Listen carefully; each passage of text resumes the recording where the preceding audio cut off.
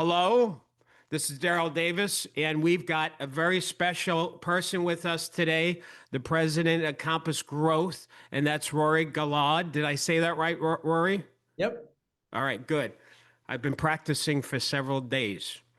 Um, so before we get started, I do want to introduce and give a little about, I was really impressed, Rory, that so correct me if I'm wrong on any of this stuff. You had a BA from the University of Richmond where you won the Robbins School of Business Plan competition in 2008, which is impressive because business planning is so important. Then you did global analytics for Bloomberg, strategic operations for that software company Yext, I think. Yep. Yes, Yext. Yep. Okay.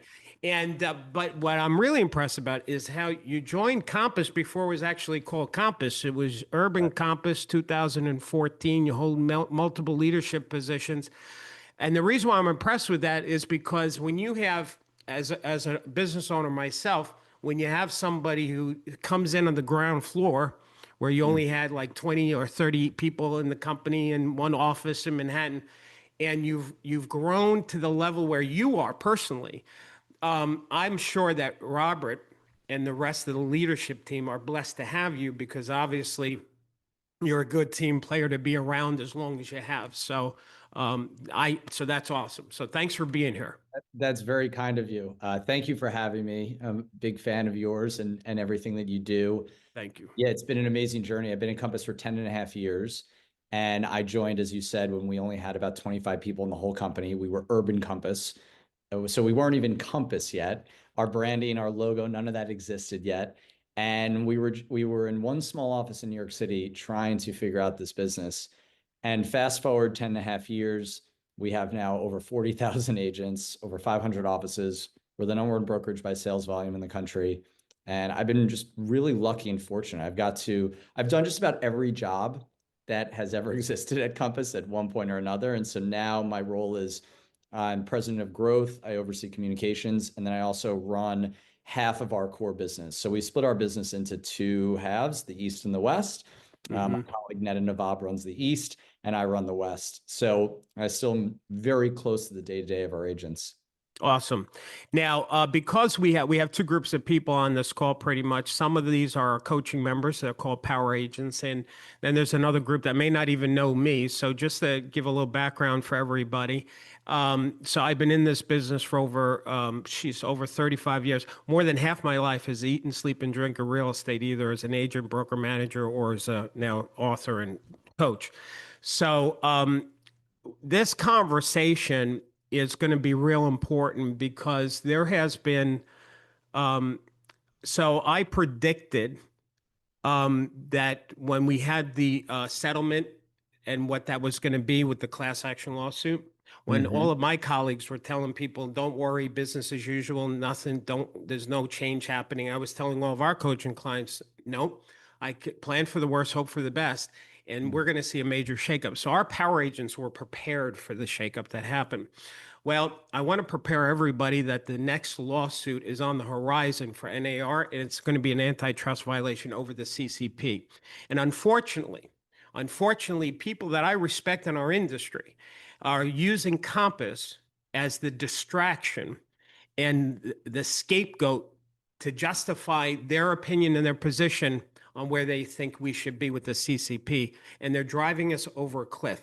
Now, before I go any further, Rory, I want to share with everybody, I want to create a listening and a context of who I am in the matter of this, because I don't want people to misunderstand why I'm doing this with you. And so I'm going to share a screen. So this is a little different. Sarah, you can spotlight me. And what I'm going to share is just before we get into this serious conversation. And by the way, gang, everybody that's on this call, we're going to hopefully have time for you to ask Rory specific questions as well. Definitely. But I want everybody to know where I stand on this. Number one is me and my company, my coaching members, we believe in Realtor, we believe in NAR. And I'm saying that because I'm going to sound anti-NAR. I am not. Every agent who has a real estate license should be a member of NAR, period. But I don't like what we're doing. MLS is the absolute best solution for homeowners, I believe. I believe there's exceptions, but MLS is great. I'm not anti-MLS. I am very pro. The homeowner is the client, and we have a fiduciary responsibility to them. This legal fiduciary responsibility is the same level as lawyers have with their clients and doctors have with their patients, governed by state licensed law and not by NAR. The relationship between a seller and a listing agent is sacred. As you can tell, I'm already got my New York attitude on, Rory. I was going to We say, just started. It's only 7 minutes. Wait till we're into this thing. I may have to you calm sound like one down. of my relatives. My team is going to tell me, Darryl, don't have a stroke in the middle of the webinar. Relax. NAR does not have the authority to interfere with our industry relationships with our clients. As such, NAR is an association and not a legal governing body. Somehow, this has gotten lost. NAR has to stop telling us how to conduct our business. And my company, we're not like pro or anti-Compass. Compass is one of our clients, just like Howard Hand and I can go through all these other companies. It doesn't matter. We are anti-CCP because the CCP is a violation of antitrust. Here, let me give a point to this. And by the way, shout out to Robert Revkin on this, because what I'm going to show, he gave me this thought, Rory. He showed at the convention there. This is, everybody, I want you to see this. This is NAR's a handbook on multiple listing policy. MLS, do you see that word right there, everybody? It says MLS antitrust compliance policy. So NAR has this thing. Listen, gang, we got to stay compliant with antitrust. Let me read you what it says. Boards and associations of realtors and their multiple listing service shall not enact or enforce any rule that restricts, limits, or interferes with participants in their relationship with each other, in their broker and client relationships. That means sellers, that means buyers, or in the conduct of business. And then it lists, for example, it lists several examples. Number 7 examples: boards, association, realtors, and the MLS shall not prohibit or discourage participants from taking office exclusive listings. Certification may be required from the seller of the listing broker that the listing is being withheld from the MLS at the direction of the seller, because they're the client, they're the boss. How am I doing so far, Rory? Am I hitting the points correct here? I mean, at this rate, I don't think we're going to have to talk about pretty much anything else. We could do maybe a live coaching call and go through some role playing on how to win more listings. But I think you've hit the nail on the head pretty much. I don't know if there's anything else for me to say. No, come on. No, we can't. All right. But wait. All right. So, Rory, thank you for that. Now, listen, Rory, I want your opinion on this. Mm-hmm. So I want to go over this chart. I created this chart for us last night. I was up till 1 a.m. getting ready. I was so excited that you were doing this with me, and because I'm committed to making a difference with the industry and getting clear on cutting through the noise. So I created a chart. This chart shows the pro-CCP people. This is their talking points. I'd like to get your opinion on each one of these. I have my opinion in that last column that says truth. So, for example, the pro-CCP people, Rory, before I do this chart, can you explain to the audience, for maybe we got some new agents or whatever, they don't understand CCP, what it is. So can you explain it? So CCP stands for the Clear Cooperation Policy. I like to call it the Compass Rule. And the reason for that is because you got to go back to where did it come from. Back in 2018 and 2019, Compass was championing the concept of what's called a coming soon. Coming soons have existed long before Compass. All it was were listings that were on compass.com. So our website, which anybody can access, any person can go to compass.com and they could see these coming soon listings. And what they were listings that were going to be, as they were called, coming soon. They were going to go onto the MLS. They were going, then once they were on the MLS, get fed to all the aggregators and all the portals, but they were first on compass.com for a few days. Now, why would they be on compass.com first? They were on compass.com first because compass.com does not show days on market, does not show price drops or price change histories, and shows the true listing agent. And when agents were going to sellers, they were saying, look, let's make sure we build our exposure in phases. We want the most exposure, but we should do it in phases. No company, no brand, no service takes a product and just throws it out there for the whole world. So we're going to put it on compass.com as a coming soon. We'll put it on there for a few weeks. You don't have to worry. We're not going to start that days on market clock, which is the killer of value as that goes up and up. And maybe I'm telling you as your agent, I think the home's worth $1 million. You think it's worth 1.2. We'll put it on as a coming soon at 1.2. We'll get some feedback. We'll see how it's going. And then it will go to the MLS and it will go to the full market. And we'll make sure we're priced accurately, because pricing is difficult enough, let alone doing it without any feedback. And by the time it's hit the MLS and it's gone out to all the portals, because it's been on compass.com, people have seen it. I've probably gotten some inquiries. Our first open house probably has more traffic because now we're not starting from zero and we can be better positioned. It was incredibly successful. We talk about seller choice. Sellers chose to do that, right? Their agents didn't force them. The seller said, sure, why don't we do this? And it got really popular. And there were thousands of listings that were on compass.com before they went to the MLS and before they went to the portals. Now, go ahead.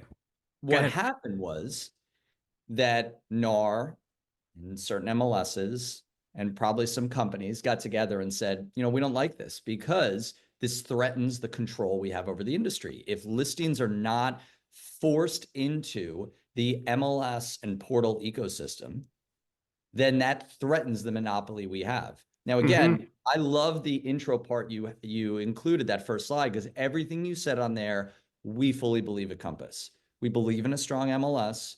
We believe in there should be a strong trade group that lobbies for the best interests of agents. Everything you said, I fully agree with. But at the same time, you cannot tell sellers and agents that they can't get creative in how they want to market, that they can't have every option available to them. And what happened was NAR, MLSs, and probably some companies got together, had a meeting, voted to come up with the clear cooperation policy, which says any listing that is publicly marketed needs to be in the MLS within 24 hours, which effectively killed that program. Now, what they did was they took all those listings that were on compass.com that were not pocket listings. They were not off-market listings. Anyone could see them just by going to compass.com. And they effectively forced them to all become pocket listings. Because then at that point, the only way you could pre-market, test price, get feedback from other brokers was to then do a private exclusive or an off-market. So that is what CCP is.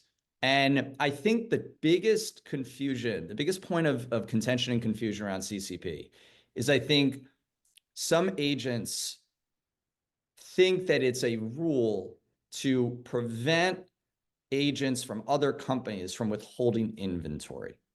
But that's not actually what it is. Every company believes in sharing of information.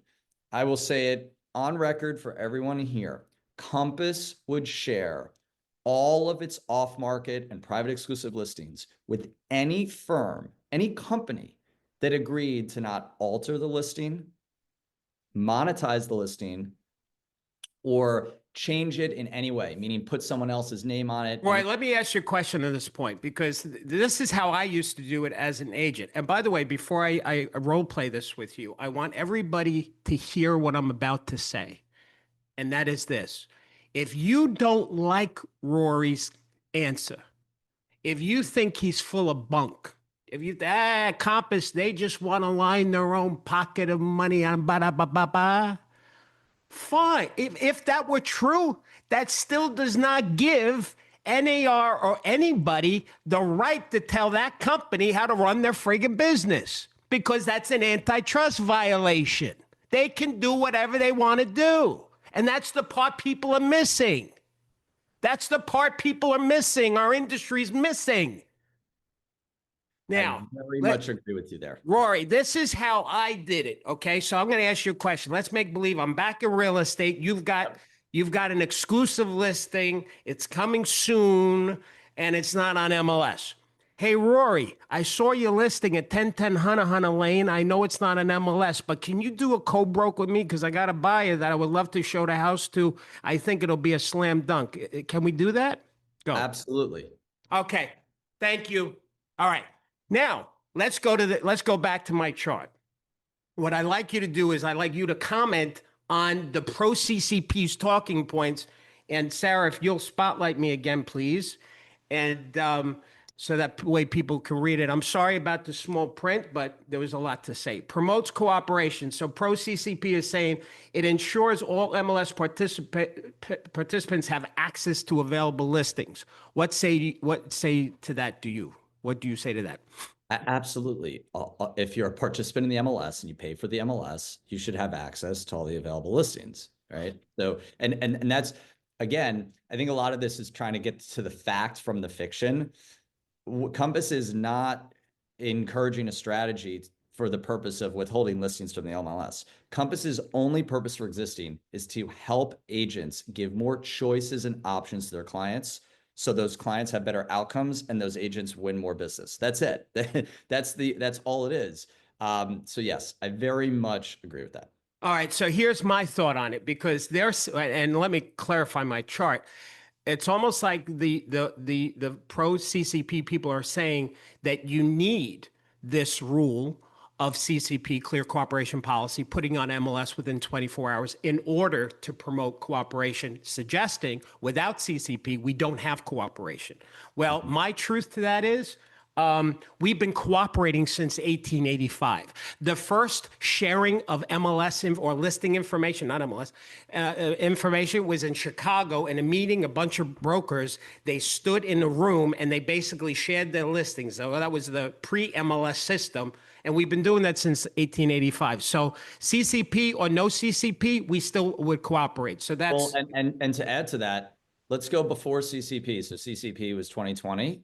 Compass was founded in the early 2010s. Okay. So we existed as a company for years through 2010 to 2020 in that decade. CCP was not a thing. And I would reckon that if you asked a number of agents, what would you say was business from, call it 2014 when I started Compass till 2020? Were we in this terrible Armageddon-like scenario where listings were being hidden and clients couldn't get access to things and agents couldn't get access to things, and think of every sort of scenario that everyone's describing would happen? That did not exist from 2014 to 2020. In fact, no one ever talked about this at all. And so, right. And that's the world where portals existed, technology existed, websites, all of that. So I very much agree with that point.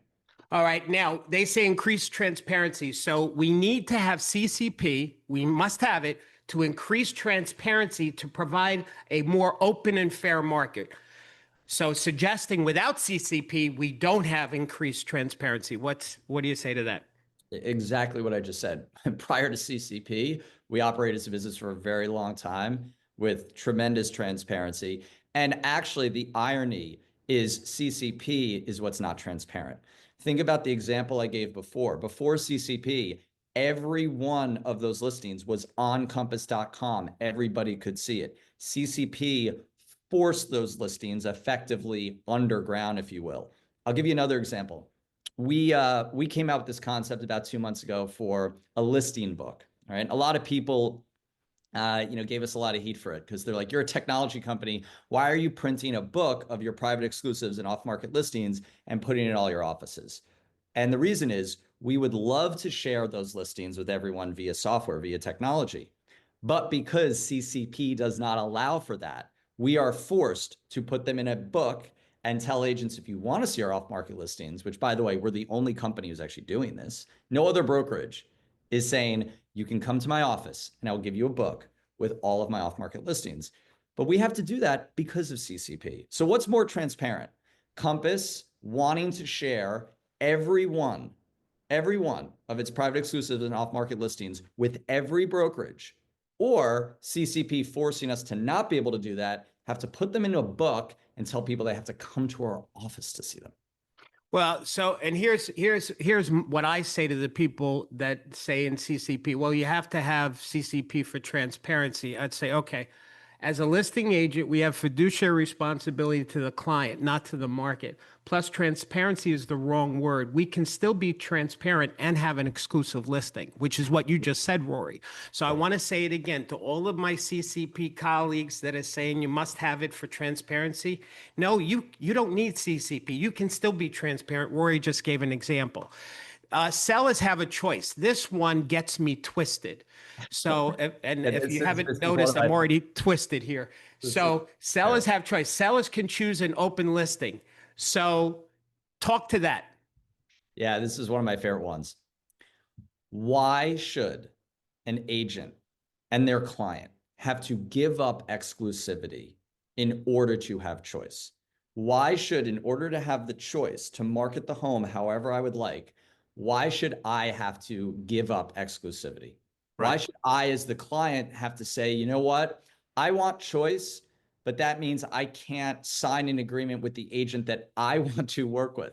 There's no other industry. You used attorneys before. Imagine going to your attorney and they said, hey, there are 3 different ways in which we could approach this case. But if you want to choose one of those 3 ways, you can't actually work exclusively with me. We've got to figure it out and work with a bunch of people. And maybe I'll represent you. Maybe someone else will represent you.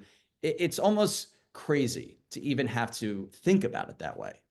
Well, what blew my mind is I was watching. This is what I mean by our industry has gotten so distracted from the real point here that they're making up weird things. Like to me, that like so. For example, I don't know if I want to say his name. You did another interview with somebody. He's done a tremendous amount to our industry, but this guy was arguing with you, saying, "Well, Rory, open listings is a choice. Do you go on a listing appointment and tell the homeowner that why don't you do an open listing and encourage the open like they were arguing that all agents should push open listing on a listing appointment and explain that as a choice to the homeowner. I want to ask everybody that's watching, I want you to use your chat. Everybody, I'm looking at the chat. I'm going to do a quiz. I want you to write in the chat. When a homeowner says to you, listen, you can show my house, and if you bring a buyer and you sell it, I'm going to pay you a percentage. I'm not signing a listing though. I want to sell it myself. I'm not signing a listing, but bring me a buyer and I'll pay you. Can you tell me the other name for that person? What is that name for that person? What do we call that person in our industry? I'm looking at the. Yes, yes, yes. FISBO. It's called a FISBO. So you've got real estate leaders arguing that you should be telling homeowners to be a FISBO. It's yeah. You know what? Actually, here's actually a great way to think about it.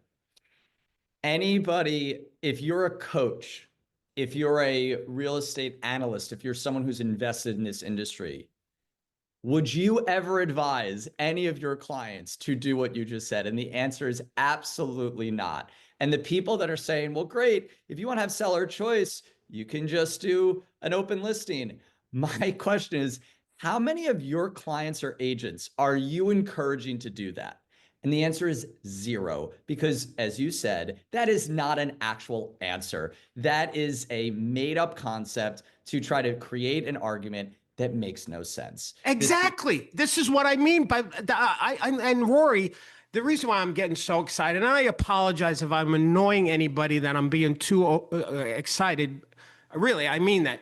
But I can't. I don't want to mention names because these are big players, people I respect. I was sitting at an Inman conference talking to somebody. My God, and they were arguing this point with me as to why we need why we don't need to cancel CCP because we have the open listing option for homeowners. And if any broker would encourage their agent, can you imagine everybody? That's the other thing. It's the people are villainizing you guys, say you just want the double dip in the money and it's about the money. It's about serving. All right, let's all just let's not even charge a commission. Let's just serve homeowners and donate our time because we're not in the business to feed our family. I very much agree with you on this point. And that's why it's not an actual real argument. It's not a real position. It's made up. It's ludicrous. And it's not even worth spending time on because not a single agent, and not a single agent who's even concerned or disagrees with what we're doing, or trusts or believes maybe their brokerage leader who disagrees with what we're doing, not a single one of them would ever agree to do an open listing or encourage their own clients to do a FSBOs. Think of it this way. Would an agent ever put on social media, you should all do FSBOs and open listings? Never. And you mentioned one other thing, and I think it's really important to address this. There are a lot of people who are out there saying, well, Compass is only doing this because they want to double end deals. They want to hold the inventory inside of Compass so their agents can be on both sides of the deal, right? Now, one, the numbers tell you that's not actually what's happening. We put this number out, and again, we're publicly traded companies, so we can't put out stats and numbers that are not real. If we were to do that, we can get in a lot of trouble. People can go to jail. We put out the number and said 94% of the listings that go through the Compass 3-phase marketing strategy, right? So start as a private exclusive, become a coming soon, go to the 3rd phase, which is on the market. So 94% of the listings end up on the market. Of the 6% that don't, the majority of those are co-broked with an agent at another firm. So what does that leave? 6%, the majority would be more than 3. So you're talking under 2% of listings, under 3% of listings that are deals where Compass agents do. Now, this is the most important thing to consider in this. So one, the numbers tell you that's not what's happening. In a world of buyer broker agreements, which we have now, because as you said, the lawsuit last year meant that now every buyer needs an agreement with their agent. A Compass agent who has a buyer, they have an agreement with that buyer. If a Compass agent has a listing, so let's pretend, Darryl, you're a Compass agent, you have a listing. I'm a Compass agent, I have a buyer. Compass, the company, is going to get a piece of that buyer commission, whether we buy a Compass listing or not. So if you have the listing and we're both at Compass and I bring my buyer and we do a deal, yes, Compass gets the buyer commission, the seller commission. And if you sell it with someone else and I bring my buyer to a non-Compass listing, Compass still gets my buyer commission because we have an agreement. So the concept of double ending mathematically doesn't actually make any sense. Well, I'll say this. Listen, if we're honest, now everybody pay attention to this. If we're honest, I don't think there is any broker in the United States, if they had a choice of listing and selling, or just listing and getting the listing side, I don't think there's any broker that would tell their agents, don't try and get both sides of the transaction, because that's business, to generate both sides of a transaction. Now, if you do it at the risk of hurting the seller, giving bad advice, well, that's a fiduciary violation and legal license problem. So no, this is how I used to do it, Rory. I used to say to a homeowner, and by the way, just to the agents watching who are in states that discourage dual agency, that's a state thing. And in some cases, there's actually license law that you can't do dual agency in a handful of states. So that's the exception. But like me as a New Yorker, I would say to a homeowner, Mr. and Mrs. Hunna, what we can do is go right to MLS, but there's another option. We can just do it in-house for 30 days. I would like to do this for you. Here's why. Ever you ever have the holidays where, like my wife, when we do the holidays, she used to be a pastry chef, by the way, Rory. So when we have family over, that's a real asset during the holidays. I'm telling you. So, but here's what happens. She's in the kitchen. Chef thinking she's get out of it. But people, the family, they want to help.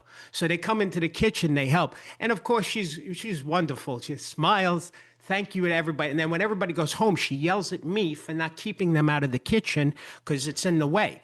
So this is, I say to a homeowner, instead, when there's another agent involved in the transaction, you got two cooks in the kitchen, there's more possibility and opportunity for a communication breakdown.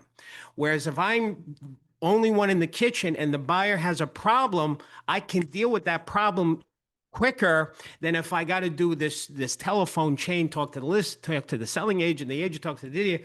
So now I will say honestly, if we don't go to MLS right away, we're not going to maybe have the activity. We may not get the surge. and it could impact the price, but it'll be a smoother, quieter transaction. It's up to you. So that's how I presented it, Rory, because I believe that's true. I believe it's better for my client to have just me do both sides versus having the whole thing.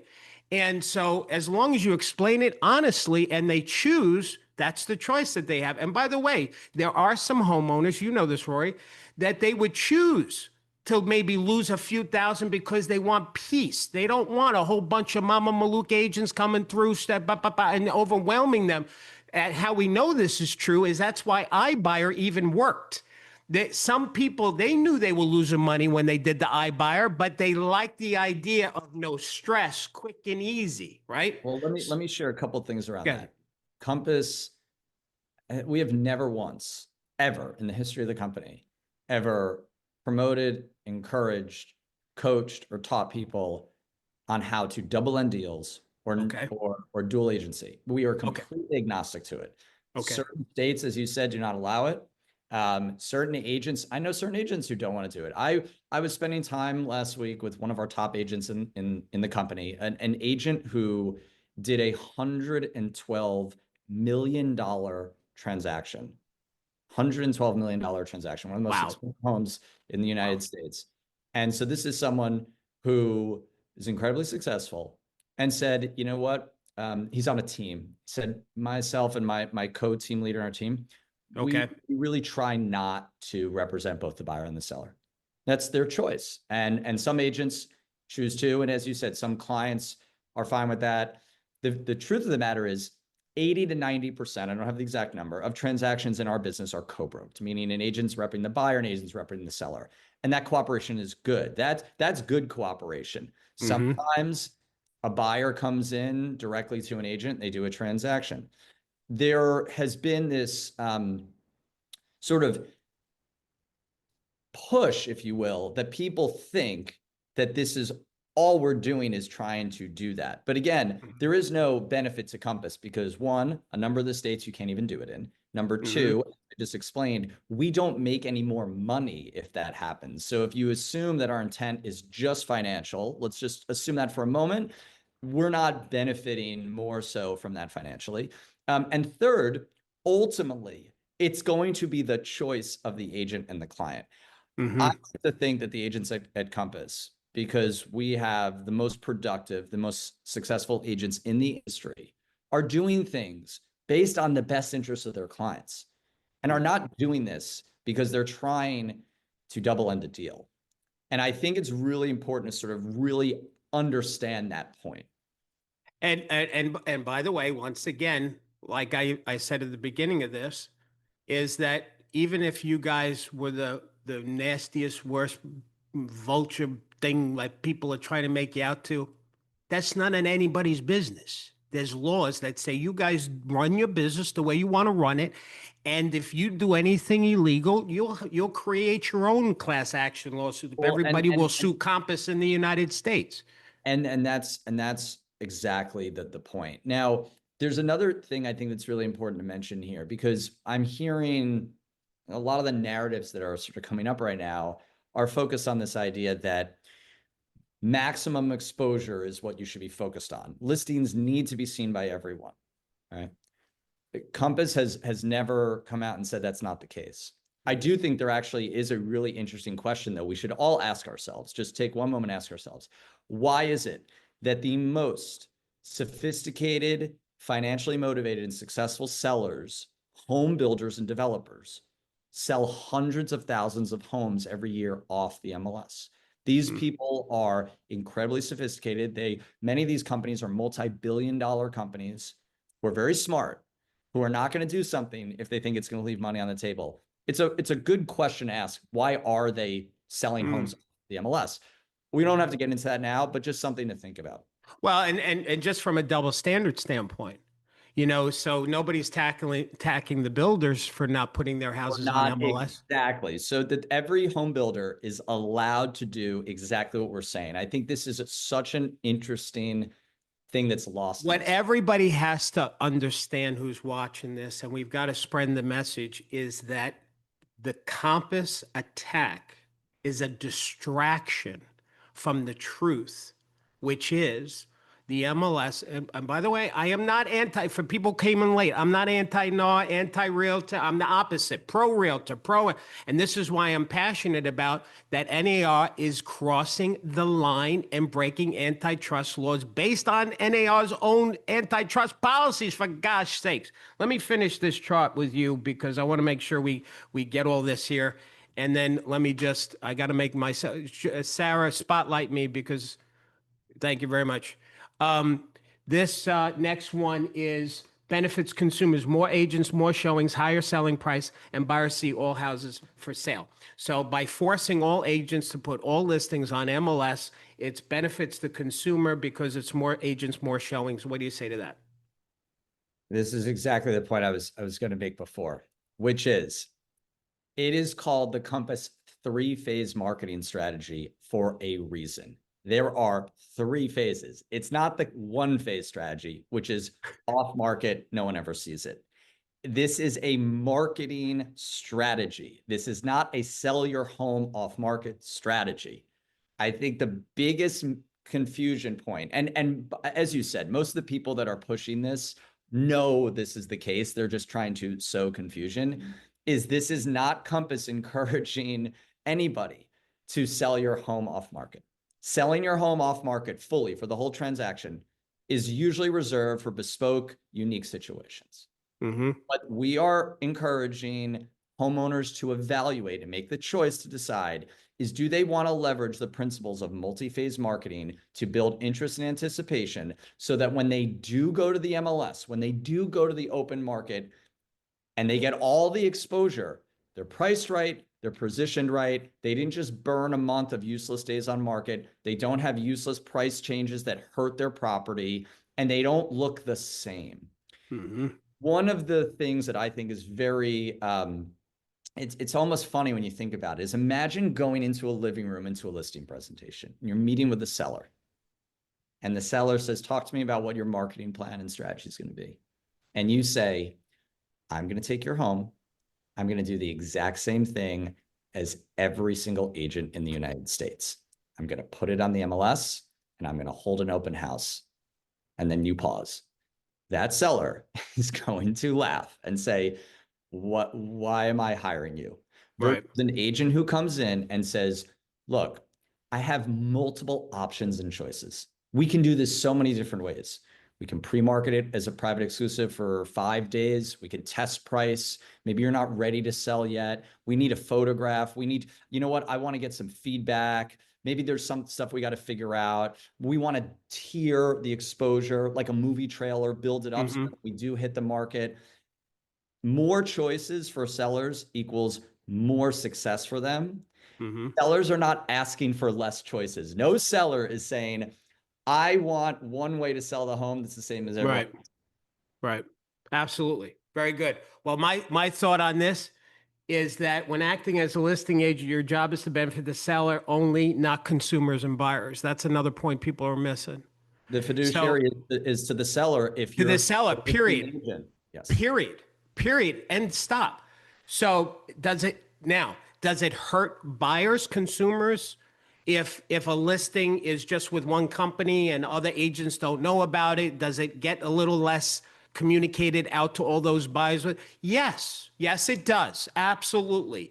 But once again, everybody, NAR does not have the right to tell me how to work with my seller, my client. That's my client. It's not NAR's client.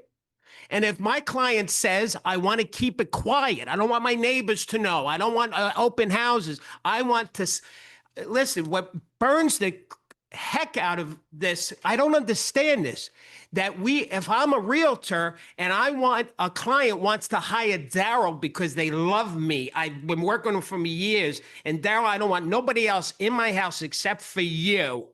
I want to sign with you. And I have to say to my seller, well, because I'm a realtor, I can't not take your listing exclusively and advertise it in my newspaper or put it on my social media. I got to keep it quiet because they're telling me that's what who the heck, what? Yeah. I don't understand how realtors are not pissed off on this topic.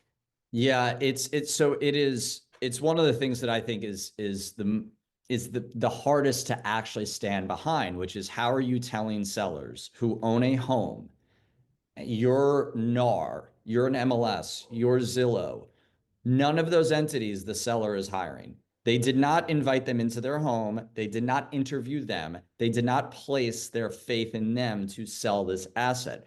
How come they are then dictating how the seller is going to choose to sell the asset? The decision should be the agent and the seller. That's why. Exactly. And to stop. And to stop. Period. Now, all right. Let's. All right. And one other thing that's I think really important here. And someone mentioned this in the chat. Being a NAR member is a choice. Here's the problem: we don't actually have choice in our industry. If you're an agent, think of it this way: you're an agent. How do you operate in a world where you're not part of the MLS? You can't.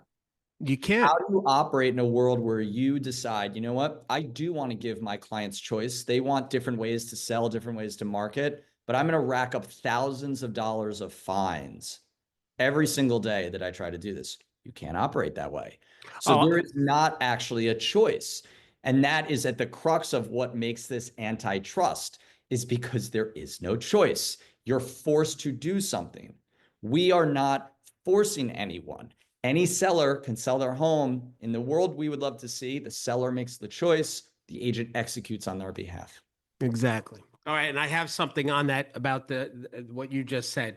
All right, it says there's another one that gets me crazy. Well, obviously, this all gets me crazy. Promotes fair housing compliance. So you must have CCP because it helps prevent discriminatory practices that could arise from limited exposure. What do you say to that? So last summer, when we were really digging into this, we met with two of the biggest home builders in the country. And we've met with a lot of home builders, a lot of developers, massive companies that obviously have been selling millions of homes in this country for a long time.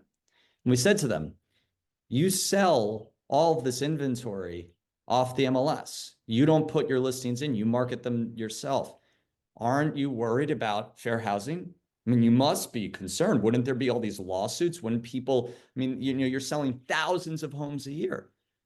One of them had their general counsel in the meeting, and the general counsel laughed. And he said, that's funny. That's a really good distraction from NAR. I get what they're doing. That's really interesting. That's pretty funny. This is not a fair housing issue. We at Compass also hired one of the top fair housing attorneys. Again, we're a publicly traded company. We are clearly out there in the open. We're a target. The last thing we would want to do is do anything that would be against fair housing. And they reviewed every single thing and said, this is not a fair housing issue, which is why there's no lawsuits about fair housing, because there's nothing to do with fair housing, because every consumer can go to compass.com, see the coming soons, and that every consumer, we actually have it advertised on our site. This is how many private exclusives we have. If you'd like to see them, call a Compass agent or now go into our office, ask to see them. No other brokerage is doing that. I've looked at all the other brokerages' websites. I don't see a box on their website that says, we have 100 private exclusives. If you want to see them, let us know. Well, here's you're a class act, Rory, because you're so calm, cool, collected, and you speak eloquently. Not me. Here's my thought on it. LOL. So the only way to stop a seller or a listing agent from being a racist is that they have to put it on NAR's MLS. That's my thought on it. That's so stupid. All right, this last one I'm just going to do real quick. Having all sales, days on market, etc., is vital to the public and to other agents. This argument, if we don't put it on MLS, then we may not have data like list price, sales price, when did it close, da da da. So agreed, all listings should be listed on MLS for sales data, but that doesn't mean all agents need to show it. So you can still put it on MLS, but put it on as an exclusive before CCP, saying, listen, right now, they're just with us.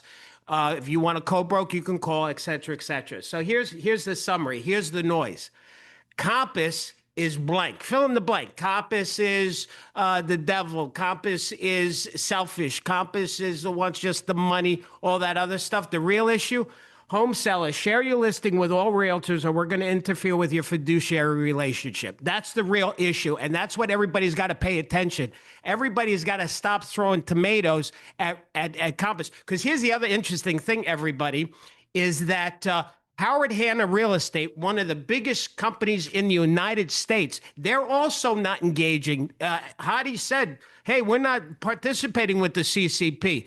I don't see nothing. I don't see no tomatoes being thrown at Howard Hanna. Now, granted, you guys are stepping up. You're fighting a good fight, Compass, and that's probably why you put the target on your back. I get it, and that's why I respect you guys. You're taking a stand and you're pushing back. But here's what a monopoly. Here's the antitrust violation. When you have a monopoly and you have abusive behavior, that's when you're going to start seeing a lawsuit. And there's two companies that are lining themselves up for that. And it's clear to me that this is what's happening. One of the things, Rory, that Robert said, which was really interesting, Zillow. The other thing that's getting me crazy too is I'm seeing all these brokers and some other speakers who are acknowledging or giving applause to Zillow. Zillow cares more for the customer. They're policing our industry better than we are. What the hell? Zillow they want to be the next Expedia for real estate. They're spending so much money. Have you seen all the ads, Zillow, Rory, saying Zillow is the friend of realtors or whatever that thing is? They've got to post it everywhere because they're trying to counteract the fact that they're not our friend. But this is what Robert said. It's almost like we forgot that 3.5 years, Zillow bought 20,000 homes as iBuyer, convincing homeowners to sell off the MLS, right? So there's a few thoughts on that. So anything else you want to add here? Look, I think you hit the nail on the head that people are like, oh, there's going to be all these lawsuits. There's going to be all these lawsuits. First off, they know there's not going to be any lawsuits. That they know that. The lawsuit, if there is one, is going to be on the companies and the entities that are acting against the fiduciary, to your point, of the agent, and ultimately engage in monopolistic and antitrust behavior. And again, there's no other industry that I'm aware of where the people doing the work, in this case, agents in our business, but in any other industry where the people doing the work, serving a client, are told and forced by a trade group and other companies that they're not a party to, that they have to do something a certain way. And what I don't understand is why is it that other companies and people in this industry are so afraid of giving sellers and agents choices? What are they so afraid of? Why are they so worried about that? Why do they want every agent to be the same? Why is it that our industry has to have the same exact marketing plan for everybody? In a world of us as agents and in real estate trying to create more value, shouldn't we be getting more creative? Shouldn't we have more options, more choices? Think of it this way. The people who, and if I'm an agent, I would be looking to the people whose job it is to help agents grow their business, right? Compass only exists to help agents grow their business. Darryl, your job is to help agents grow their business. Tom Ferry, his job is to help people grow their business. Tom Ferry has the 4-phase marketing plan program. He's coaching agents on we have a 3-phase. He has a 4-phase. Do we think that you and Tom and Chirag Shah and Steve Scholl and Melanie Klein and all these real estate coaches, that agents pay them money to help them grow their business and better serve their clients? How is it and why is it that they are helping to coach agents on how to do this, but then broker leaders are saying, well, no, don't do this? I keep coming back to the same question and concept, which is, why would you give a seller less choices? We should be giving sellers more choices. We should not be trying to make everyone the same. And that will ultimately help our industry. That will absolutely help agents. What I'd like to do is I'm going to show really quick, because I want to get it in the can, a recording of these specific violations of antitrust, so that way everybody can see the real problem here. Sarah, spotlight me again real quick. And then, because I want us to get to questions as well. The clear cooperation policy, why it's the next industry lawsuit, is it contradicts fair housing goals. Pro-CCP supporters argue that not listing on the MLS could promote steering and discrimination, but the opposite is true.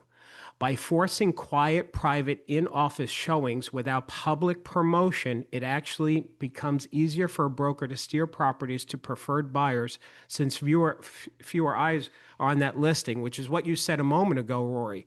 By NR saying you can have an exclusive, but you can't promote it publicly, just keep it in-house, that's actually more chances of fair housing violations. That's because absolutely right. right? Okay, here's another one.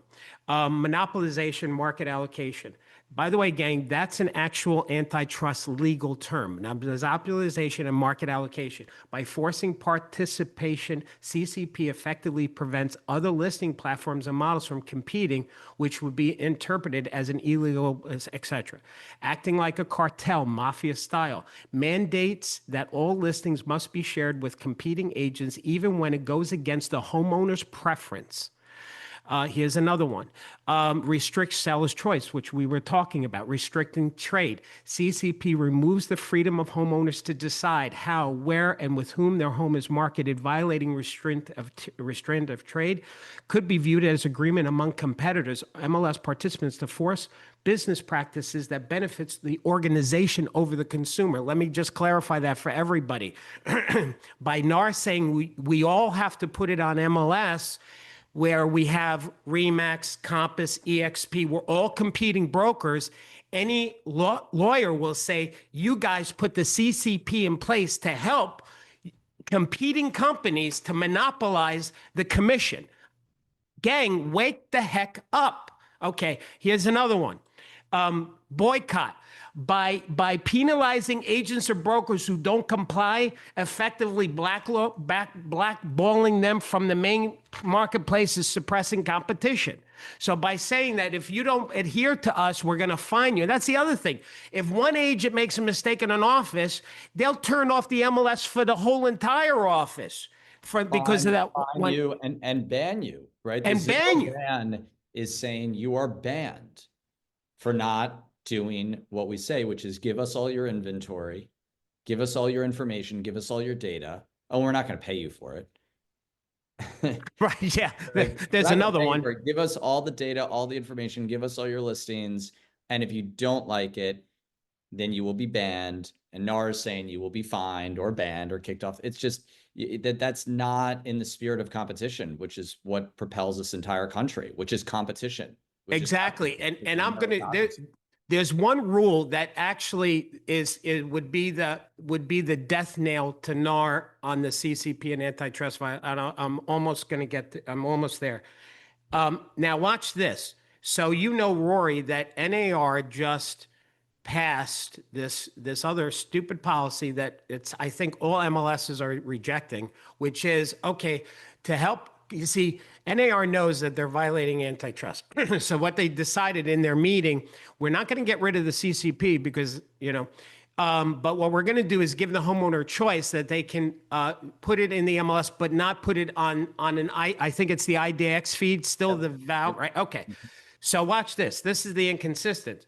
So NAR allows homeowners to opt out of the IDX exposure, but not the MLS, creating a contradiction. If they're saying that you have to have exposure, then why did they even come up with this rule saying that you can, like they're talking out both sides of the argument, which will be used against them. Here is the real death nail. Here it is. By forcing participations, it prevents listing platforms. I'm sorry that we had this earlier. I'm sorry. It makes it difficult for alternative business models and market strategies to survive. So watch this. I did some research, Rory. So they're saying that when you're an agent and NAR, that you must put it on MLS within 24 hours of you publicly marketing it because supposedly that's better for the consumer and everybody else, right? Okay. So, well, what if an agent says, fine, I'll adhere to that. I am going to list that house on my state MLS MLS.com. So everybody that doesn't know about this company, this is a nationwide MLS system that's not owned by NAR. So that means I should, as a realtor, to adhere to the CCP, I'm going to list it on mystatemls.com. Yeah?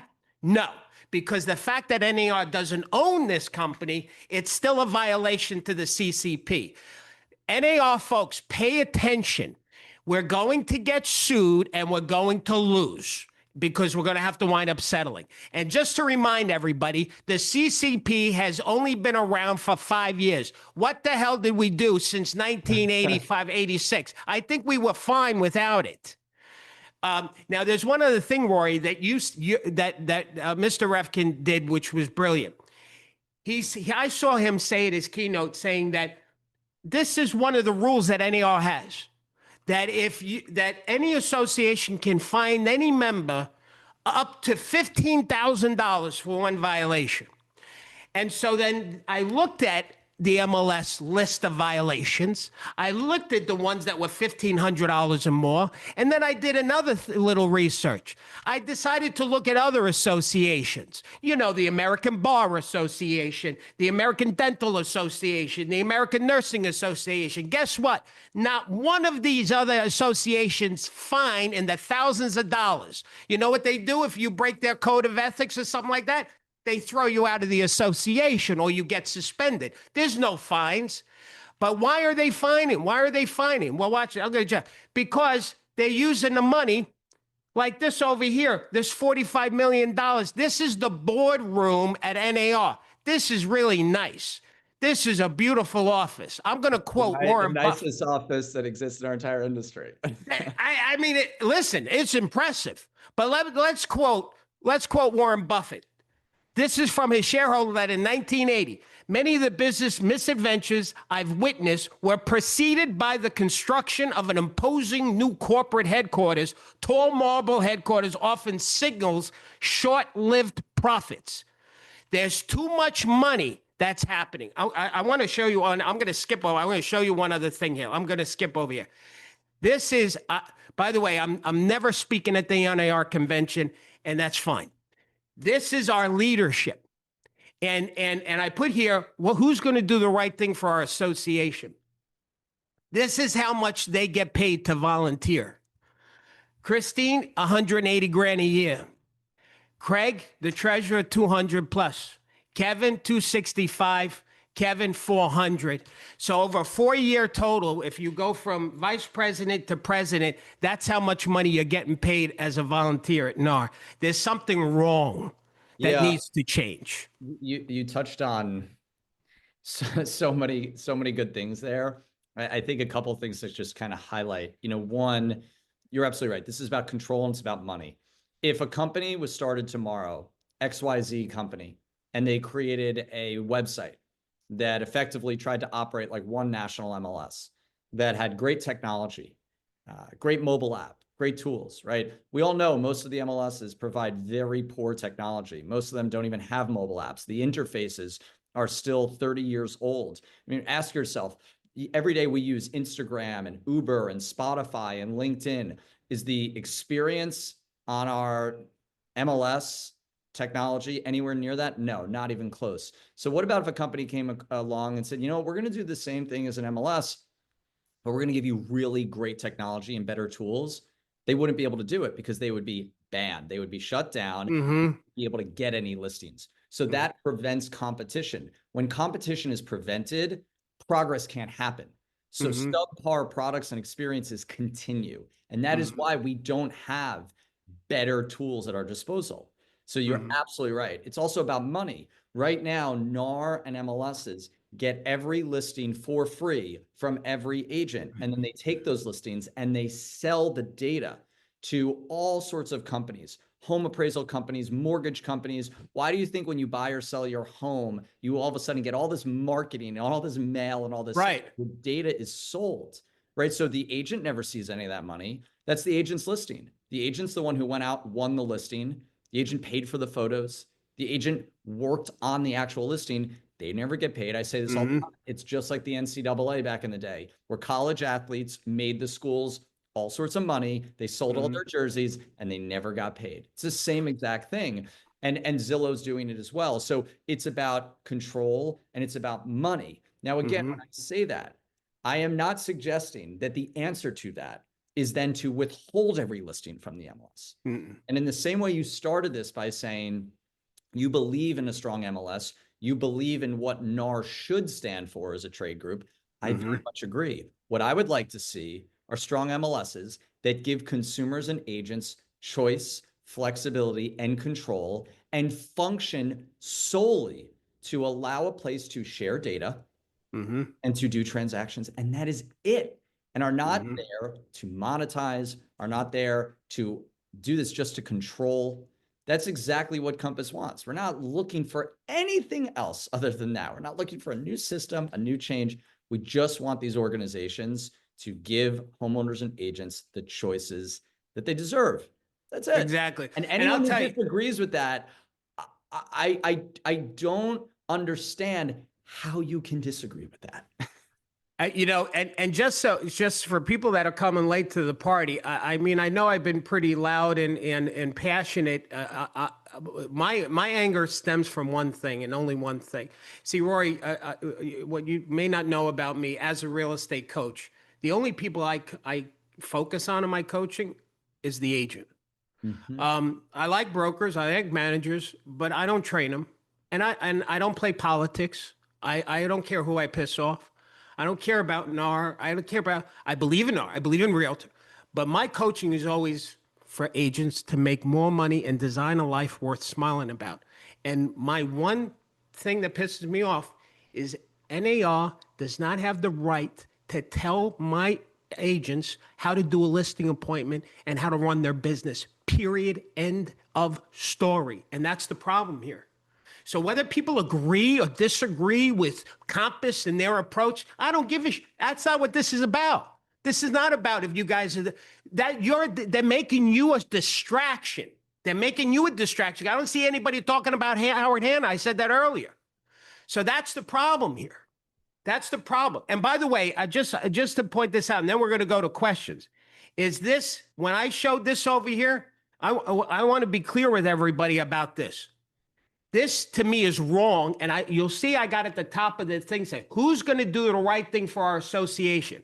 One of these people, Kevin, Craig, Christine, they have the power to make a change to stop taking this kind of money. This is gross. This is not the way to run an association.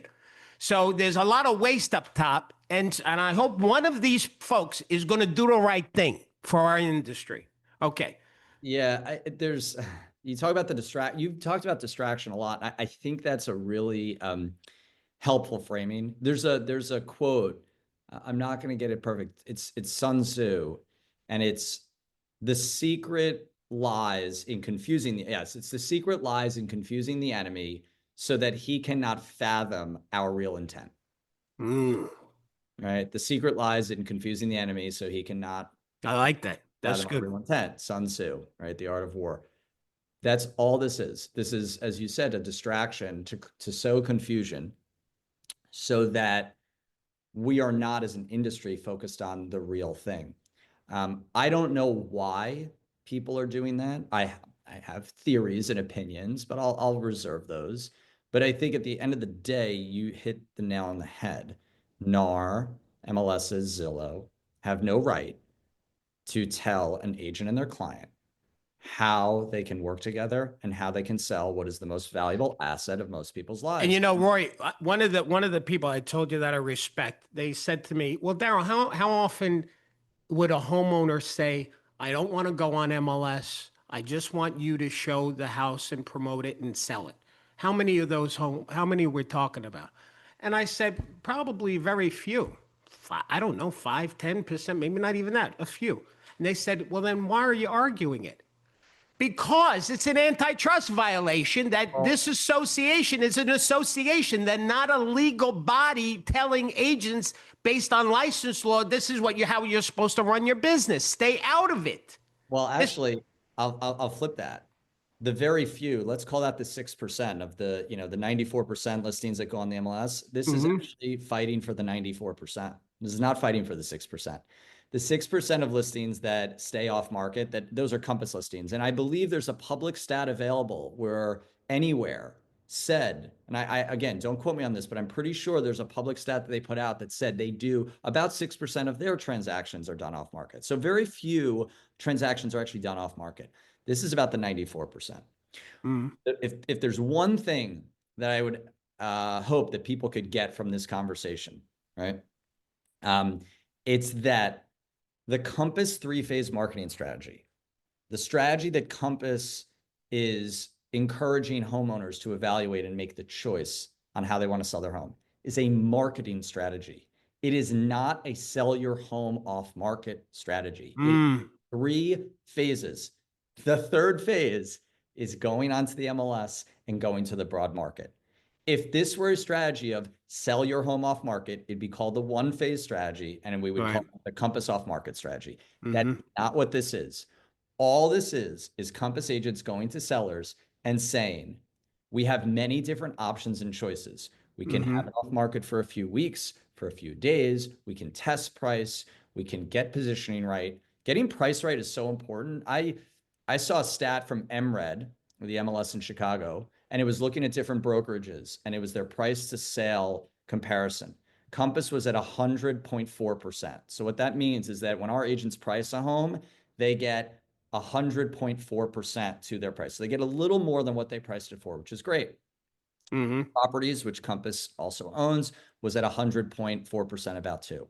Every other company was under 100%. What does that mean? Those agents aren't pricing the homes as well because on average, they're getting less for the home. The strategy is about pricing. The strategy is about marketing. The strategy is about building interest and anticipation so that when the listing goes to the MLS and goes to the broad market, you're set up for success.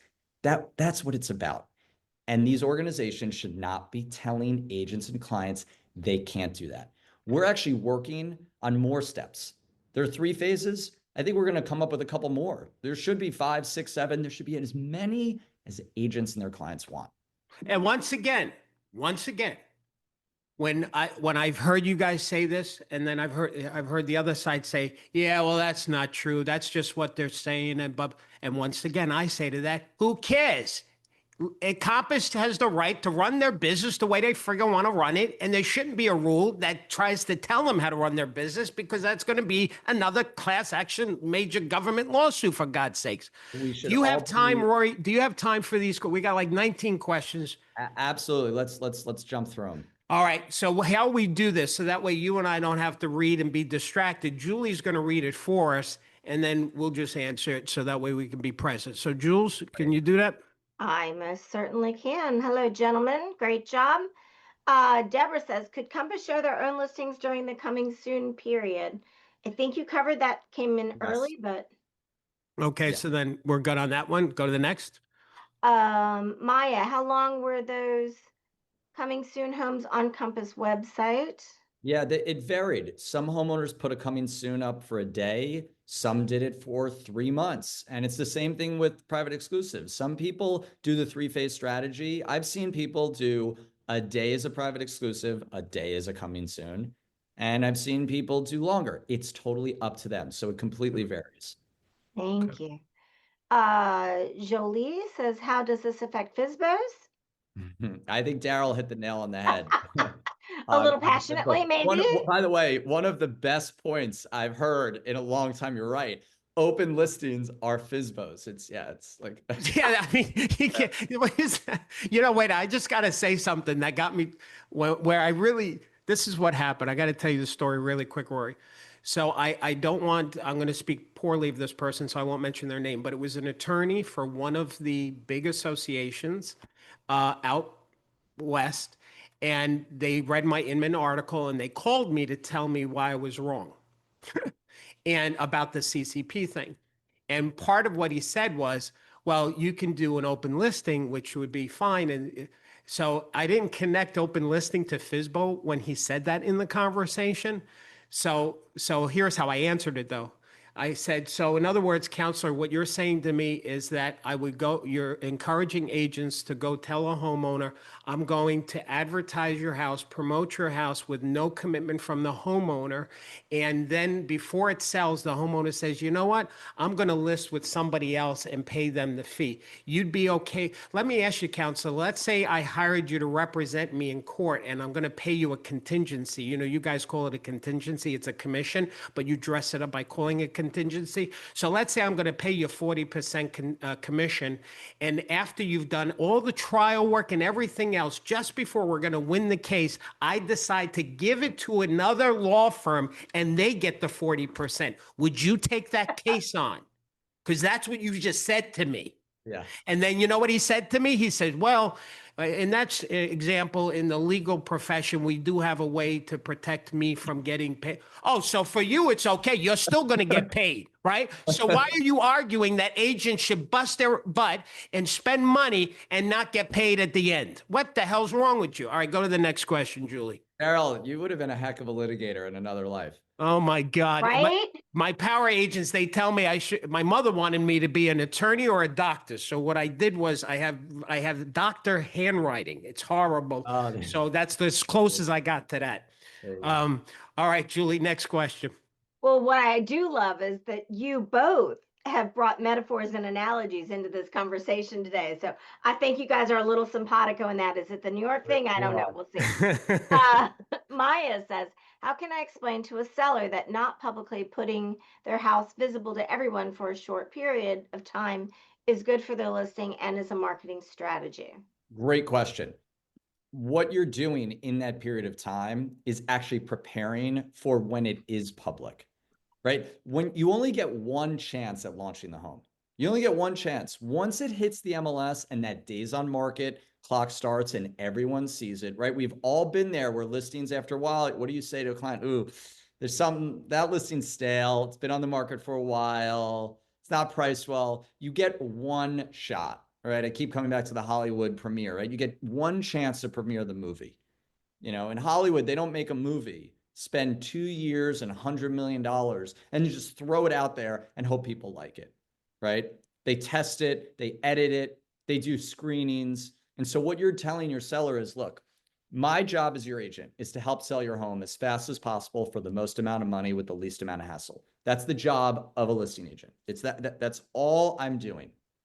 In order to help do that, we need to make sure we're positioned the right way. We need to make sure we have the most interest and anticipation around the property. We need to make sure we're priced well, and we need to make sure our marketing strategy is solid. And so in order to do that, what I recommend is a multi-phase strategy to do that, that allows us to test price, get broker feedback, make sure we're marketing properly, make sure we're positioned well. Oh, by the way, when I leave your home today, you're not ready, most likely, for me to put this on the market today. Most agents and clients need a couple days, get the listing agreement signed, get the home cleaned up, get it photographed. But guess what? We don't have to lose a week or two while that happens. You want to move fast? I can actually help you move faster. We're going to put it on as a private exclusive for that week so I can start the process now so that when we do go on the open market and everyone sees it, we have more people at the open house, more interest, and I just saved you a week or two versus me saying, hey, sorry, we're not going to hit the market. Well, you know, here's another example where it's costing agents business and money, the CCP, just with what you said. Let's say you have a homeowner who's ready to, you're sat at the table, you're ready to, you did your whole conversation and they want to hire you, but they want to do some improvements first on the house and blah, blah, blah. And so with the CCP, we get kind of held back of getting that listing right now because we're worried about that 24 hours. If that CCP didn't exist, I can simply say to a homeowner, that's not a problem. Let's do this. Sign the listing. Let me start prepping the house. Well, now that you hired me, I can start spending my time and energy. I can help you. I can call some people to give you advice on what to improve, not to improve, save you some money. I'll call some of my buyers that I think can overlook the fact that the front door is not painted yet, so we can start testing. I mean, it's all for the friggin' benefit of the homeowner that the agent should be able to get hired that night so they can start doing the prep work to take care of their friggin' client. Exactly. So, my gosh. All right, next question, Julie. Let's see. Oh, Oh, sorry. by the way, on that movie premiere, just food for thought for everybody. For anybody that's a Trekkie, in the Star Trek series of movies, there was a movie where Captain Kirk dies, and it sets up for the next generation of movies. And they did a premiere. They did a movie premiere, and they got the critique cards back. And everybody hated the ending because Captain Kirk died so miserably, like not honorably. They actually had to go back to location and reshoot the entire death scene from that testing the market. I mean, So it's there you like, go. yeah. And how much did that cost? Exactly right. All right, go ahead, Jules. Next question. We're a little nerdy around here, Rory, just so No, you know. I love it. I'm more of a Star Wars guy. You know, there's That's all right. Nobody's perfect. yeah. Um, Wanda says the only occasion I can think of that CCP is good is in the case of bank-owned properties foreclosures. Listing agents would put up a sign, but no listing was on MLS, and they would not even give to other agents as a price. okay, that's just a comment. Okay, all Sure. right. And maybe in unique circumstances for that situation, great. Yeah. Good. Jan, why does Compass give the seller money to list with them? That's not, we don't give sellers money to list with us. So I think that might, You know what they're confusing that with? Jan, you're confusing. There's a company out there. It's called something agents. What is it called? oh, I actually, I think I know what Jan is referring to. So we do have a program called Compass Concierge. Okay. What Compass Concierge is we front load the cost of home improvement services for sellers. So let's say agent goes into the listing, homeowner has a home. The agent says, look, in order to best sell this, we need to paint the kitchen. We need to declutter, deep clean, and maybe even do a little landscaping. It's going to cost $25,000. I know for you as the homeowner, cutting a check for 25 grand to do that might be a little tough. Why don't we do this? Compass will front the 25,000 at a minimal cost. It'll cost you a couple $100s, right? Mm. And then you sign a listing agreement with me. And when the home sells, you pay me back the $25,000 I lent you out of the sale proceeds. So we Nice. front load that cost. We've done that for tens of thousands of homes. That's Wow. a program that we've run since 2018. It's been incredibly successful, incredible tool to win listings. But it's not, we don't give it to them and they get to keep it. If the home sell, we have to get paid back. It's a loan. It's a loan. It's a loan. It's an incredibly low interest loan to show the homeowner that we're invested alongside their success. Okay, good. Next I question. think that definitely shows the value of getting all of the information as opposed to a part of the information. Paul says, did Compass create or assist in the creation of AREA, the American Real Estate Association, financially provide an incentive influence, or has quietly partnered with them in a conditional agreement with them in any way? We have not financially supported AREA. We are not a participant in AREA. One of our agents, Jason Haber, is a co-founder or a sort of leader of it alongside Mauricio Umansky and others. We believe in what they're doing very much so. And I fully support them. And I think what they're doing is exactly right in that they're trying to advocate for the same things that we're talking about here today. But we're not financially part of that or have any financial arrangement or partnership with them. They're completely independent to Compass or any brokerage. And just to also be clear once again, I saw somebody else saying we should sue NAR. We should all take our money away from NAR and drop out of NAR. I am not, that's a horrible idea. I believe every licensed agent in the United States should become a realtor and of course a power agent, which is my coaching students. Ha ha ha. But seriously, I believe every agent should be a realtor. And NAR has so many benefits and value. It's absolutely, so throwing the baby out with the bathwater is a bad idea. What has to happen is all of the agents that give a damn about our association, and if you're on the same page with me with what you need to get involved, you need to get on committees, you need to become a president, you need to make changes. We are NAR. We are NAR, and we need to take it back. Next question. Thank you. Deborah, why would a seller limit themselves to sell just within a broker's office versus putting on the MLS 100 realtors versus thousands? I believe this is in the interest of listing of the listing company, but sellers should have a choice due to circumstances, but need to be explained properly. Deborah, the ending of what you said, Deborah, is exactly correct, right? Sellers should have the choice. And again, as I said earlier, this strategy is not advocating to take a home and only sell it within an office, right? This is a strategy to tier it out and then have it eventually hit the market. But you're absolutely right. I agree. Awesome. Yeah, I do and see a yes. lot of questions, I'm sorry, coming into the chat. If you want us to take your question, please put them in the Q&A. We aren't scanning the chat. Sorry. So just to finish up on that, the reasons why a homeowner would choose to have less activity, because everybody like that was she was right. If you don't put it on MLS, you're going to get less activity. There's no doubt about it. You have fewer agents that know about it. There's going to be fewer activity. And if you have fewer activity, you're going to probably get less offers. And if you have less offers, it could be a little lower price. Absolutely could be, right? Not necessarily. In a hot seller's market, it could still sell way above asking price.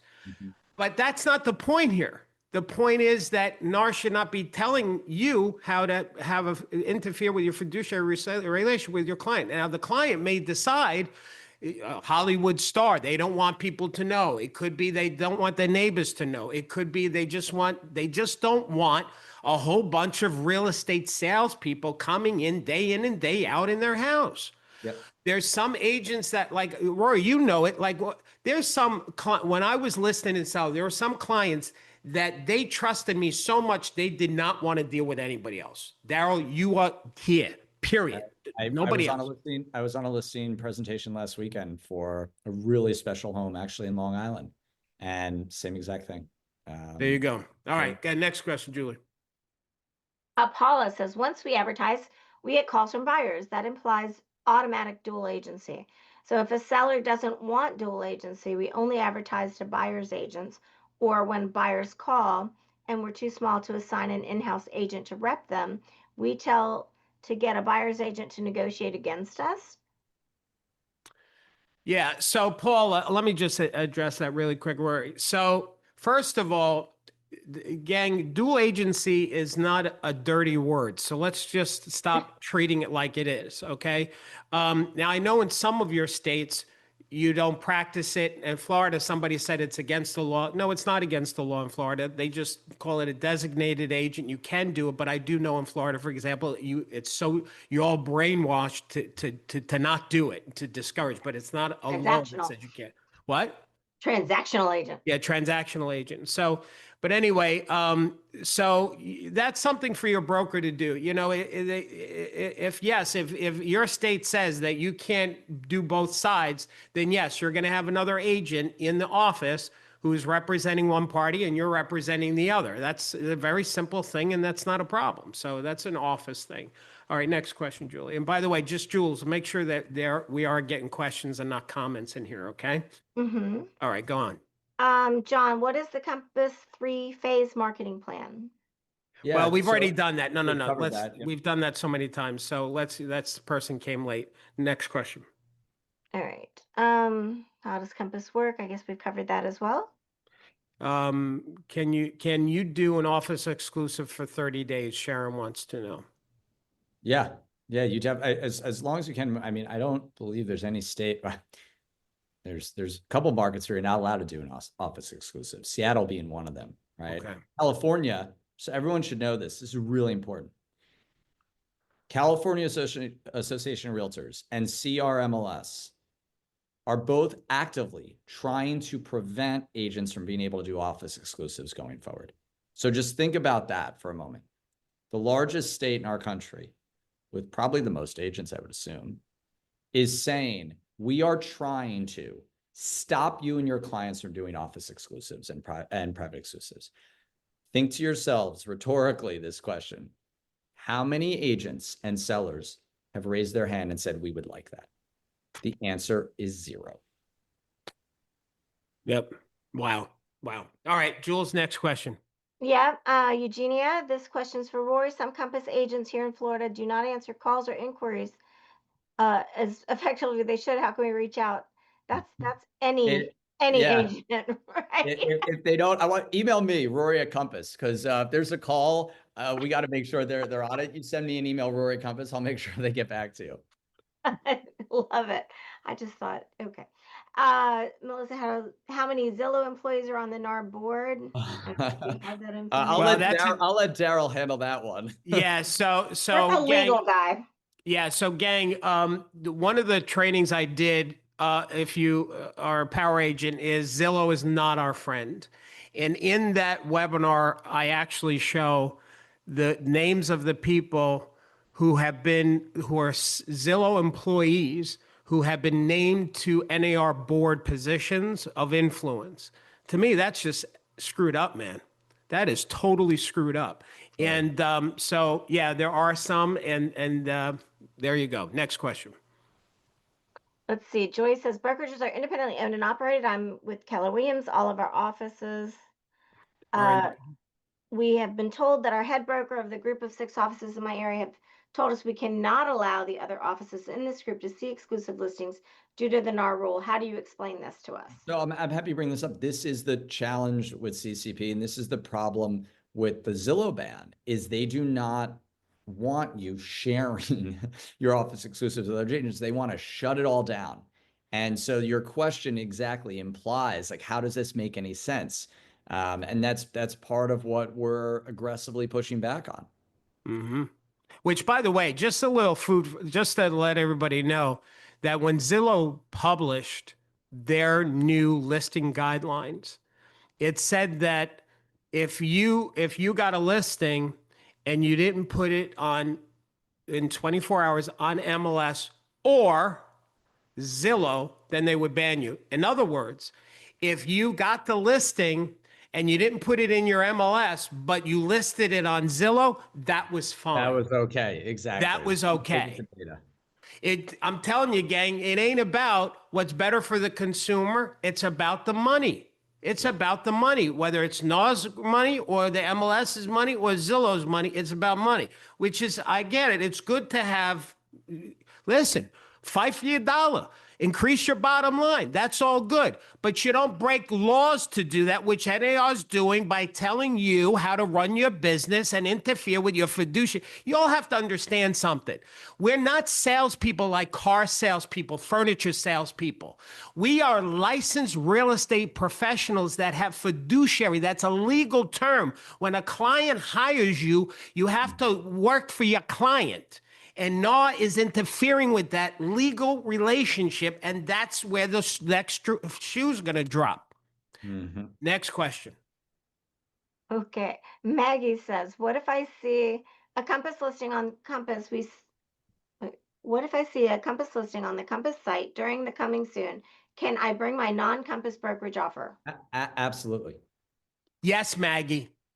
So here's what Compass is saying, and correct me if I'm wrong, you're not hiding the listings from everybody. You're just choosing in your 3-phase, or the seller's choosing the 3, to not initially put it on MLS, but you're willing to co-broke. So if another agent sees the coming soon and they say, I got to buy it for that, I don't want to wait for MLS, can I show it today? You would say yes. Absolutely. And look, one thing that's really important to note. So in Chicago, MRED is the MLS in Chicago. MRED has its own private listing network. So what happens is every brokerage in Chicago puts their private exclusives and their off-market listings into the MLS, and they share them with all the brokerages. If that system existed in every market, Compass would love that. We would be so supportive of that. So again, I'm trying to be very clear that we want to share our off-market inventory with everyone. The rules and the bans are stopping us from doing that. So, okay, go ahead, Jules. What he said. Marie Jose says, but the seller says, I don't need to test the market. I'm hiring you because you're the professional and you're supposed to know the right price. What do you say to that? Fantastic. We can put it right on the market. Not everyone has to do this. It's a choice. Maybe you do, maybe you don't. I love it. Sharon, can you post pics just saying coming soon without violating CCP? Yeah, well, so actually, that's a good question on CCP because it depends. Everyone's kind of interpreting it a little differently by MLS. Now, Zillow has said you cannot put it on the internet if it's not in Zillow. So you can't post. That means posting a pic means it's on the internet. Even coming soon. Even coming soon. Okay. Thank you. Allie, all MLSs have different rules, but the fundamental difference is some allow coming soon for 30 days and some do not permit. How does that affect CCP? Well, and that's sort of what Darryl mentioned, is that NAR sort of passed the buck. They said, you know what, we don't want to get involved. And I think Darryl's right, because I think they know that they're doing something they shouldn't be doing. So we're just going to say, follow your local MLS. Some MLSs have said, we don't think this is a good idea, so we're going to have different rules. And so if they're saying that, doesn't it tell us that there's a problem here? So that's why some MLSs have chosen to do their own thing. And 80% of the MLSs are owned by NAR, but 20% are not. So 20% are doing whatever they want. Right. Okay. Go on, Jules. Sauce. Let's see. Evie says, are you advocating for whisper listing kind of practice when you say Hollywood actor? Don't you want to be on the MLS? Yeah, as I've said many times, no, this is not a whisper listing off-market strategy.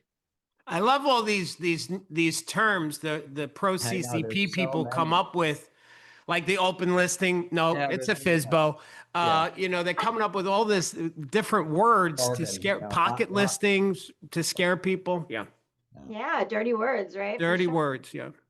Nancy, as a buyer's agent, if we are focusing on listings in the MLS and other listings such as Zillow and don't pull an exclusive listing from Compass, can we as agents be considered steering by not viewing your website and suggesting your listings? No, because it's your choice on where you search and where your client searches to find listings, right? So there's no rule that says you have to look at every website. There's no rule that says you have to look at every home. It's completely up to you. You decide what you want to look at and what you don't. Okay. Next I one. love it. Thank you. Melissa, how do the big tech companies get away with selling our customers back to the realtors using our data? Great question. I would love an answer for that question. That's a lot of what we're trying to figure out as well. Well, you know, part of it is that when, you know, the way all the agreements are set up, you basically are signing away any rights to your listings when you put it into the MLS or being an NAR member and et cetera. Like, so they can do whatever they want with your listings. They own the images, the copyright, the creativity to it, et cetera, et cetera. What really burns me too on this is, Rory, is that, you know, the listing agent cannot upload a photo that says, hey, I'm the listing agent. Here's my contact information, right? Yeah. So a lot of the MLSs don't allow that. But when you flip through, right, the listing photos, what's the last photo always? It's some ad from a home inspector, title company that paying Zillow, whoever they're paying. So the listing agent can't advertise themselves on their listing, but we can make money on that agent's listing by selling an ad space to somebody else. That's wrong too. It exactly is. Darryl, unfortunately, I have to jump. Getting sorry. A thing from my team. I have so enjoyed this. Thank you so much for having me on. I really, really appreciate it. And, you know, thank you for advocating for, you're not advocating for Compass, you're just advocating for choice for agents and to protect the industry from putting itself in a position that could be very compromising. So I really appreciate you having me on. Thank you so much. Well, Rory, listen, thank you to you. Thanks to Compass for you're taking the black eyes to standing up to something that is going to be a problem in our industry. So I thank you for that. I thank Robert for his leadership on that as well. And listen, more importantly, thank you for being so generous with your time, staying an extra half hour to answer some of the questions. I apologize to everybody we couldn't get to your questions. We have a roster of everybody that attended today. We'll make sure that we get this video to everybody, and I'm going to actually include my slides as well because I want everybody to see the talking points, and we need to get this message out. Compass is not the enemy. The CCP rule is the antitrust violation. Everybody keep your eye on the important thing. Do not be distracted by what other people want you to be looking at. It's not Compass. It's NAR and the policy. Rory, God bless you, brother. You as well. Thank you so much. Thank you, sir. Bye-bye.